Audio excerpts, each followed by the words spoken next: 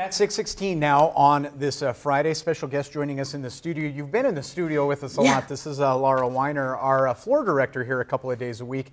But topic of conversation here of late, Venezuela and the situation going with the elections and all of that.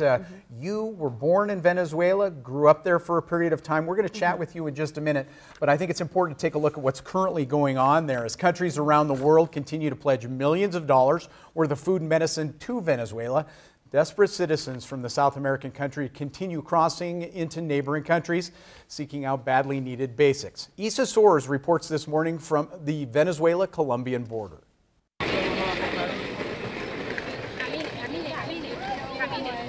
Every step is a burden. A load they have to carry for miles on end. But even the weight of their cargo does little to hold their tongue. And while the majority cross this border legally, some others take a less traveled road. And they all do it out of necessity. Y no hay nada de comida allá. There's no food. Nothing there, he's saying. Coffee, toothpaste. There's nothing in Venezuela, only sadness. That's what she's telling me.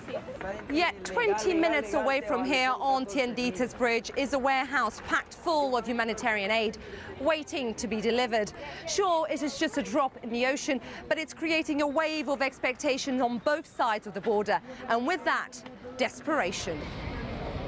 The frustration's evident in every corner of this border town, as Venezuelans line up for food, for money, and for any way out of this crisis. He's staying in Colombia, but this gentleman here, he's collecting some money and he's going all the way to Peru. He's telling me we don't want anything to do with Maduro. It seems he's not alone. They're celebrating the fall of Maduro's regime. Premature. After all, he's standing his ground, with his military still preventing the aid from entering the country. But they're heeding the call of Juan Guaidó,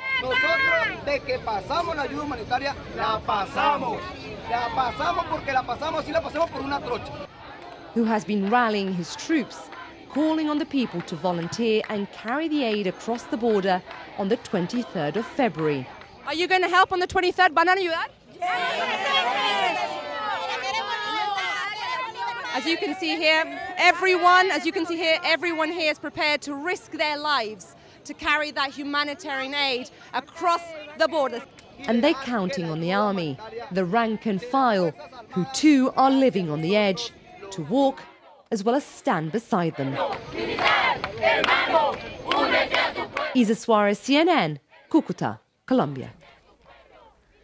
Well, I wish you could have shared the conversation we just had during that story. Lara Weiner joining us again. Lara, born in Venezuela, mom is Venezuelan, and we were talking about this. Your family left earlier in the Maduro regime. Your family ran the TV station there and then didn't. Yeah, so when I was a kid, when Chavez was originally elected, which started the whole Maduro thing, my family escaped because they were starting to attack Americans. So one of the things that we did is we just left because they were starting to put like rules that were very strange, like you couldn't leave with your youngest child, things like that, and my family thought that it wasn't safe there anymore. So you were talking while we were watching that video of those people leaving and going across the border and that, and you made an interesting point. Those people are not the poor. These are not who this is affecting. This is affecting everybody in Venezuela.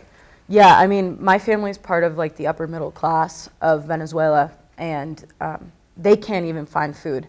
And they're part of the wealthier part of the country, and it's been very difficult for them to even find milk, eggs, toilet paper. I mean, everything is difficult to find.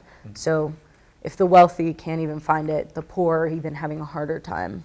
What's this like for your family, especially for your mom? She is Venezuelan. Her family, I assume, still have family members living there. Oh, yeah. How hard is watching all of this unfold in her own country? It's been very difficult, especially because a lot of the news that we get here in the States is very sparse, like hearing about what's going on in Venezuela. So we get it a lot from like the family that's living down there. And we send suitcases of clothes and food and medicine. I mean, my grandma is living still in that country, and we have to send her all of her medications by mail so that she'll be able to do that. And sometimes they'll even take it just because there's nothing there. So everybody that works there is trying to get everything that's coming into the country as well. So it's crazy. Before we wrap this up, Laura, with the election and all the controversies gone with that, does your family feel that this is eventually going to get better? It's mixed feelings. I know that talking to my family, it could go either way. I've had family that says that Maduro might try to kill Guaido. And then I have other family that's super hopeful that they're going to be able to get enough defective military to be able to get the country back. So that's phenomenal. Again, Lara Weiner joining us this morning from in front of the camera instead of behind the camera. Thank you for sharing that. Our best to your family as well, and we'll check in as things go on. Thank you very much. We're going to take a quick break. We come back. Matt's going to take a look at your forecast. Stick around.